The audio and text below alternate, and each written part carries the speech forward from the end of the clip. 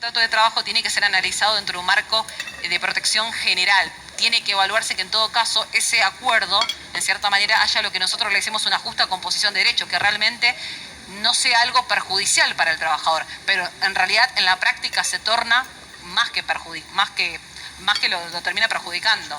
Y ahora en esa práctica que vos señalás con tanta claridad, pregunto como abogado penalista, pregunto a mi colega y amiga, la abogada laboralista Elizabeth Campos, ¿dónde quedó y dónde está la impronta del derecho laboral como función social, como bien público, como situación de derecho público?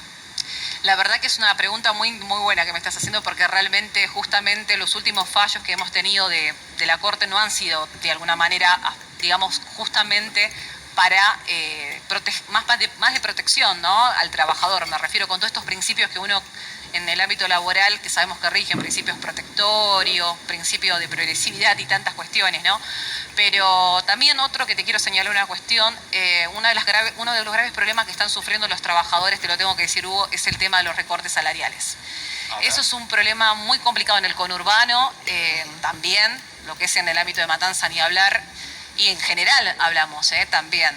El tema del recorte, sabemos que hoy por hoy está lo que no sé si, bueno, muchos capaz que, bueno, deben conocer el famoso 223 bis, ¿no? A ver si nos explicás. Claro, el 200, bueno, hay una prohibición de despido, bueno, no se puede despedir, en este caso sin justa causa, o despidos que tengan que ver con causas por razones económicas, ¿sí? Hasta ahí está perfecto, pero ese decreto abrió una puerta. La puerta que abre es lo que le llama el 223 bis, que son suspensiones concertadas que se pueden realizar en forma individual, el empleador con el trabajador, o colectivamente, que sería con el sindicato, ¿sí? El tema es que eso implica una rebaja salarial, obviamente para el trabajador, donde lo que le van a abonar es una asignación, pero que va a tener carácter no remunerativo. Lo único que va a tener carácter, digamos remunerativo, sería es lo referente a la obra social, ¿sí? Por ley 23.660. Pero el tema es que están haciendo un uso y abuso de este 223 bis, porque en principio, no sé si vos recordarás que salió mucho en los medios, que hubo un acuerdo entre la CGT y la UIA, donde establecieron ciertos parámetros, donde, por ejemplo, acordaron de que este tema de recorte salarial no podía ser inferior al 75%, como un límite, como un piso, ¿no?, para decirlo, ¿sí? Sin embargo, hoy, en la práctica, nos encontramos que los recortes salariales van por debajo del 75% de ese acuerdo madre que se celebró entre CGT y la UIA, ¿no?, la Unión Industrial. Y esto abunda y mucho. Yo tengo muchos casos complicados, muy complicados, de temas, por ejemplo, casos en los cuales inclusive me pongo a pensar donde, empresas grandes han recibido ATP ayudas por parte del Estado y están recortándoles el salario a los trabajadores, ¿no? Le están abonando por debajo del 75%. Gente que trabaja, por ejemplo... Ahí hay una inconsistencia entre lo que se recibe y lo que se desembolsa. Le están pagando, por ejemplo, es decir, 3.000, 4.000 pesos, y hasta le descuentan el famoso ATP, que el ATP, para que la gente que de alguna manera nos está escuchando, un ATP es una ayuda que recibieran las empresas ante esta crisis, ¿sí?, donde se hace cargo el Estado del 50% de pagarle el salario al trabajador. El problema que viene es que también lo que están haciendo muchas empresas, están descontándole al propio trabajador esa ayuda que le llega, digamos, por parte del Estado, se lo terminan descontando, ¿sí? Y en el caso de lo que yo tengo bastante causas con respecto al casino de Puerto Madero, donde viene este tema. Le están pagando, por así decirlo, lo que ellos consideran, inclusive descuentan los ATP, y el tema del aguinaldo, por ejemplo, inclusive solamente lo van a pagar en cuotas que no se sabe de qué monto. Y nosotros sabemos muy bien que el aguinaldo se tiene que pagar en forma completa, íntegra, total.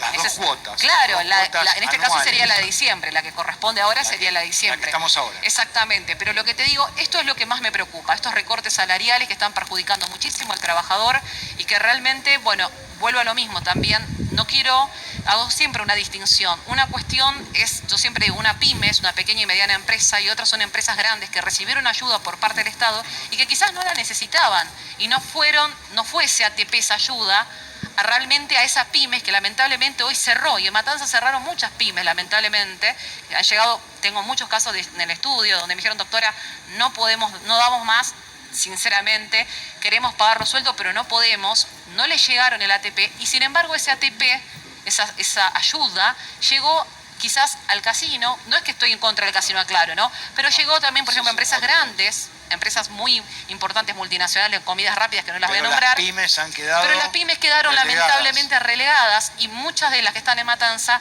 tuvieron que cerrar lamentablemente porque no les llegó esta ayuda del Estado, que lamentablemente hubo una mala distribución, diría yo, al momento de otorgar las mismas, ¿no?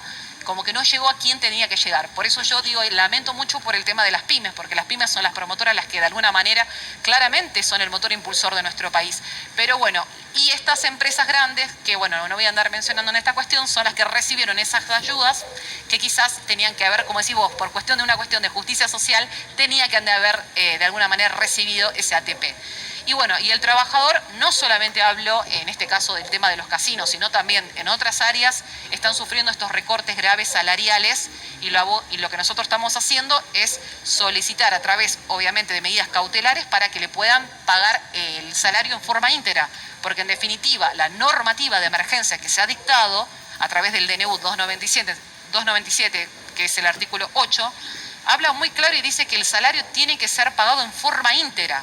Entonces, ese artículo 223 que te estoy mencionando choca gravemente con el 223. Es como que hace una coalición. Hay una contradicción normativa. Exactamente. Hay una contradicción normativa porque una norma te dice hay que pagar los salarios en forma íntegra y por otro lado me abriste una puerta con este famoso 223 que se transformó para nosotros en el ámbito laboral como la estrella del momento. Y la salida, digamos, para la parte empresarial para recortar salarios. En una época muy complicada, difícil. En este marco, Elizabeth, te pregunto y te